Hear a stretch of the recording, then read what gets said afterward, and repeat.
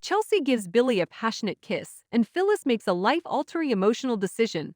On today's episode of The Young and the Restless, Kyle issues a stern warning to Diane, Kevin confronts Adam, and Jack receives an explanation.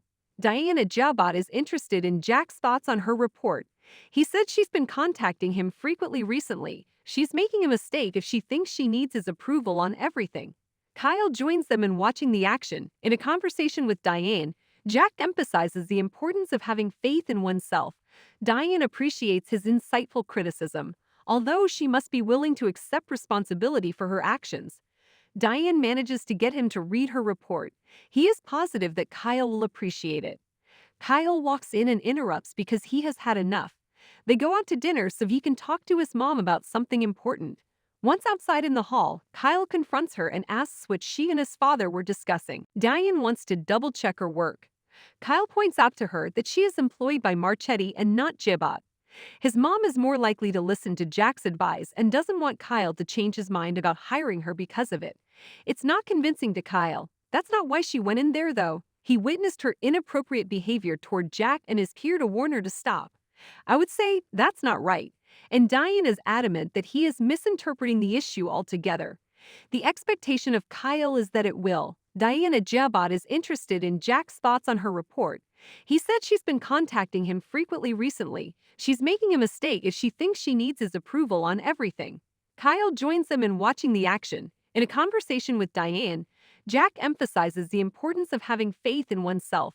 Diane appreciates his insightful criticism, although she must be willing to accept responsibility for her actions. Diane manages to get him to read her report.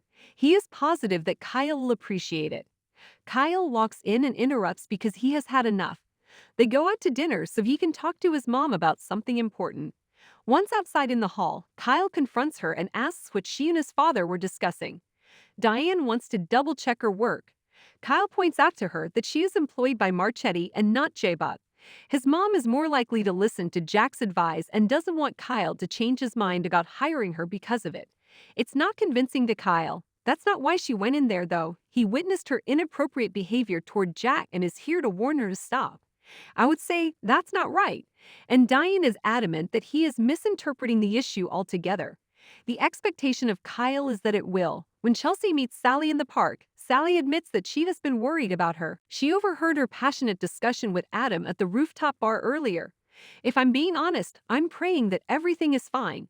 Chelsea claims that they initially disagreed about Connor but eventually came to an agreement. Their link, she continues, is one that can never be broken. She goes on a tirade about how, despite their legal separation, she and Adam are still very much a unit because of their shared past and their child. We share a special bond. Our friendship is stronger than anything else in the world. Sally believes that the essential term is history because it is impossible to change the past. Chelsea retorts that she and Sally are both ancient history as well. The way they've both moved on is impressively mature, in her opinion. Sally assures her that the fact that her relationship with Adam has ended does not negate the fact that it was genuine, intensely passionate, and powerful. They were so powerful that he ended the relationship to safeguard her ambitions. Love is the only word that can describe that level of selflessness. Chelsea's inflated expectations of their relationship have led her to believe that far more of a bond between them and Adam exists than does in reality. Chelsea is happy to receive Billy's SMS inviting her to a recording session. Sally may have a naive understanding of her connection with Adam, but this isn't the case, she tells her. Adam has Lucas, the thug who stole Kevin's laptop, come to his room so that he may hack into it. He has to get his hands on Ashlyn Locke's police report. Kevin then begins banging on the door and shouting for Adam to open it. After Adam and Lucas have hidden the laptop, he lets Kevin into the room. Kevin is asking for his laptop back. Adam, who claims to be in the middle of a business meeting but has no idea what he's talking about, is clearly confused. Kevin suspects the meeting is more about breaking into his car and taking his computer. "Are you calling me a thief?" Lucas asks as he stands up. As a result of Adam's allegations being leveled at his visitor, Adam closes the door and expresses his displeasure. Kevin claims to have identified Adam as the thief, but the Newman points out that thefts of personal property occur frequently. Kevin cautions that his computer contains nothing of interest and that his files are encrypted so that no one but himself can access them.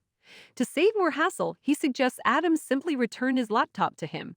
Now, Adam is completely clueless on this subject. If Kevin gives it up right now, he won't face any charges, but this is a one-time deal. Adam wonders if he's being threatened and takes the unproven accusation personally.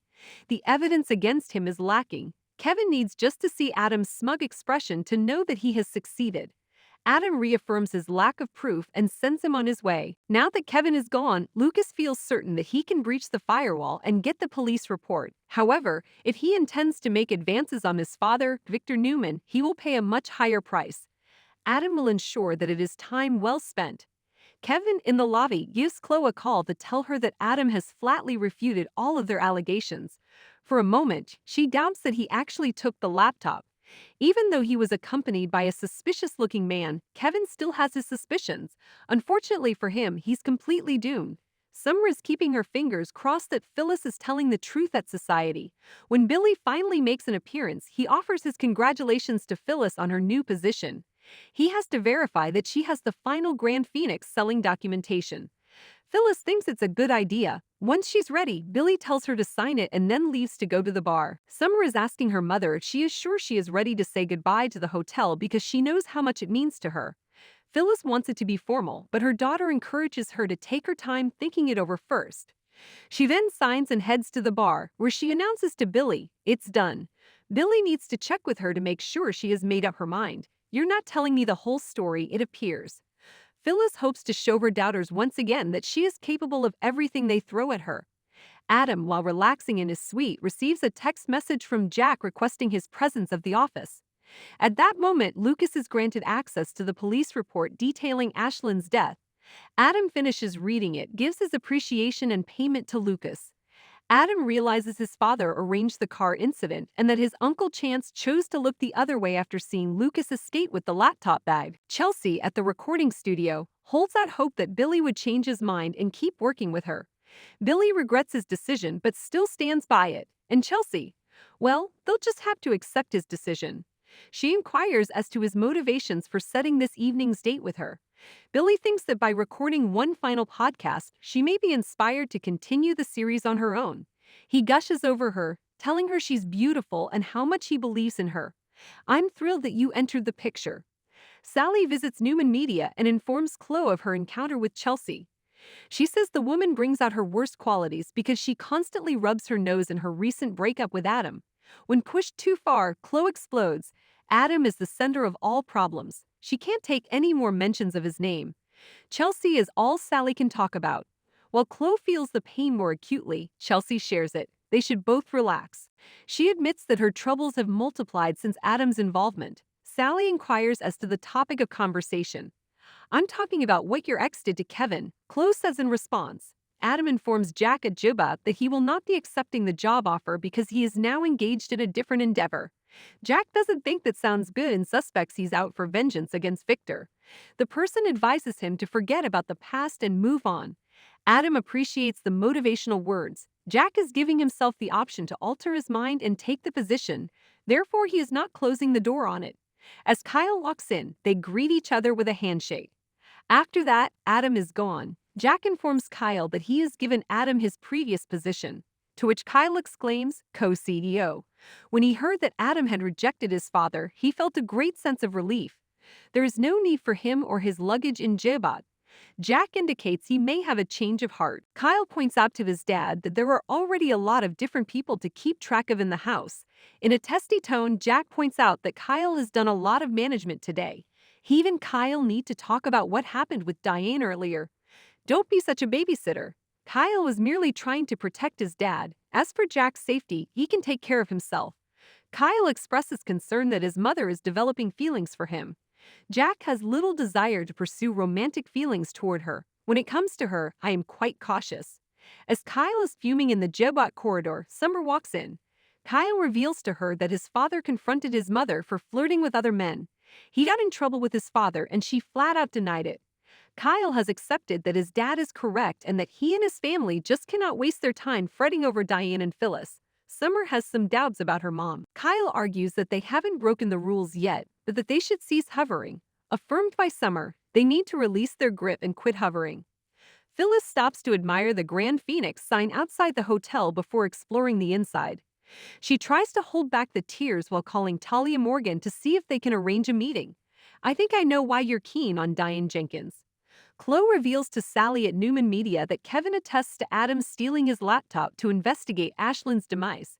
There is a sigh from Sally. He can't stop thinking about the case and is sure his dad is a suspect. The way she sees it, he must have decided to take matters into his own hands.